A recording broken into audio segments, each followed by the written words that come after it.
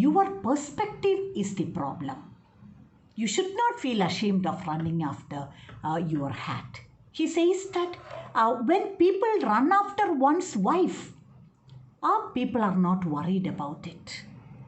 And then he says that when you participate in sports and games, you are running after a small ball. Are you ashamed of it? No. When you participate in a tug of war competition, you will be taking enough strain, but are you ashamed? No. And so he says that your perspective is all the more important. You have to view things in the right perspective. You should enjoy the moment, whatever it is. Here again, I refer to another writer, an American poet by name Robert Frost.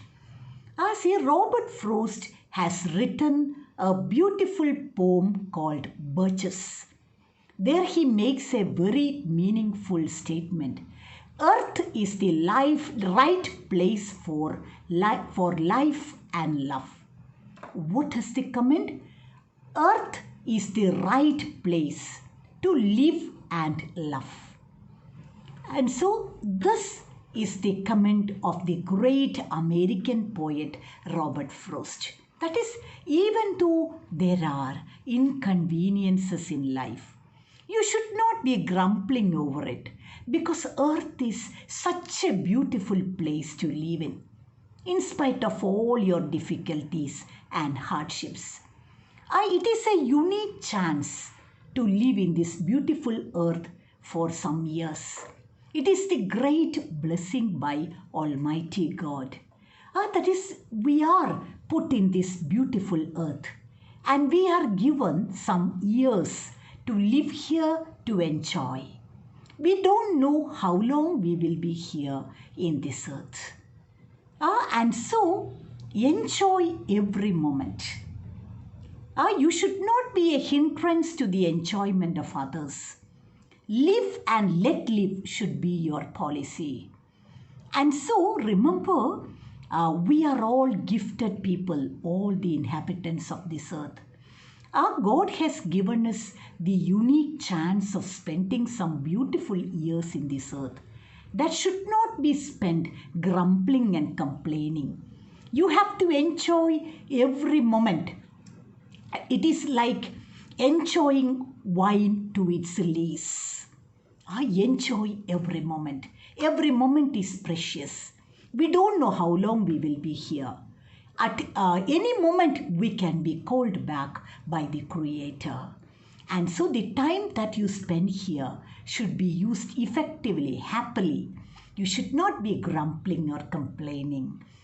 And so that is an indirect message that is given by Chesterton. And then again, he goes on giving examples. He says that he had a friend. And every day he has to fight with his drawer to have it opened. You got it? These are different examples given by Chesterton. He says that he had a friend and the friend had a drawer. And every morning, in order to pull out the drawer, he has to make a tough fight. And so he is irritated and complaining. And one day he complained to Chesterton about his drawer. And then Chesterton tells him, that is, your attitude is the problem. When you participate in a tug of war competition, will you be grumbling? No. Imagine that you are trying to save a lifeboat by pulling it out. Will you feel ashamed? Will you be irritated? You know that you are part of a great adventure of saving somebody in the lifeboat. Or imagine that somebody has fallen into a deep hole and you are pulling him out. And then you will be happy about yourself. Take that attitude. And so then you will not become irritated. And the friend practiced that every day when he is pulling out the drawer. He will be having the feeling that he is fighting against a formidable enemy. He is fighting to save somebody from a difficult situation. And so your attitude is what matters. Isn't it? And so your attitude is what is important. You have heard the proverb, one man's meat is another man's poison, isn't it? What is good for me may not be good for you. But what you have to do is that when you are living in this earth, you should have a happy existence in this earth. And for that, you should be ready to make adjustments. And so, again, this is the point that is highlighted in the essay.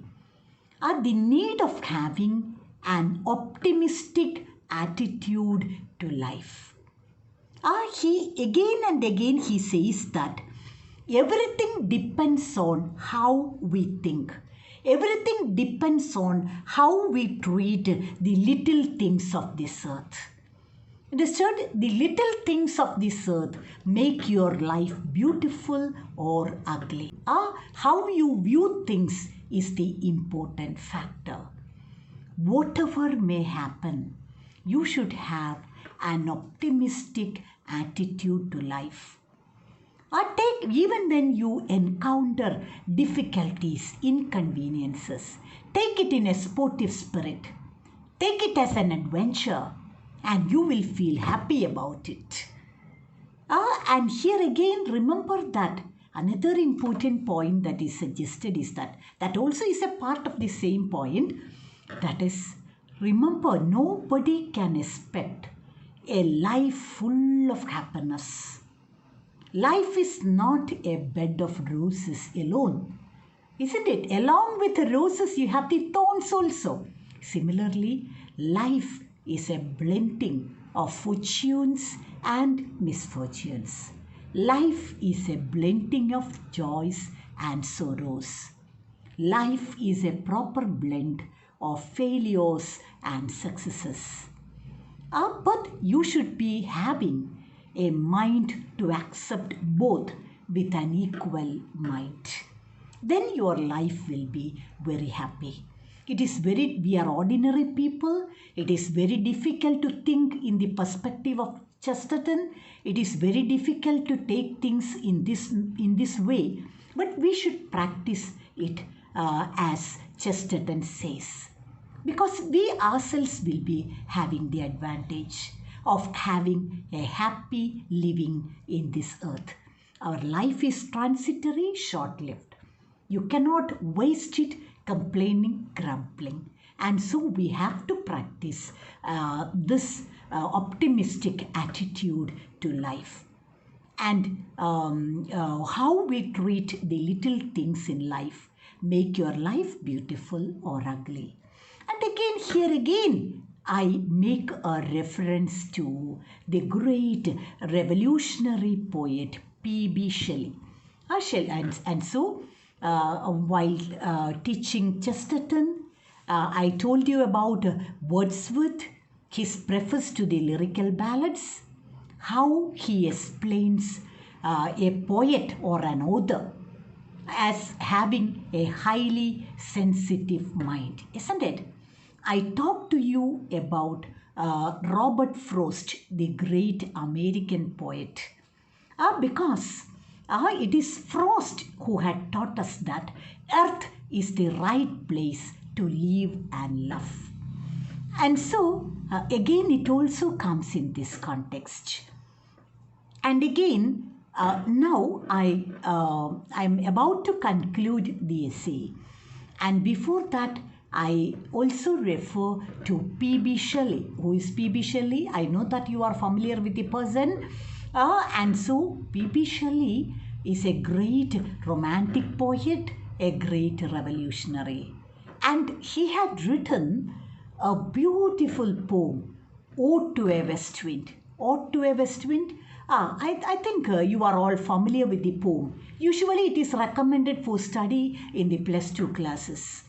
However, see, the poem is very beautiful, very meaningful, and I want to explain, or I want to comment on the last lines of the poem.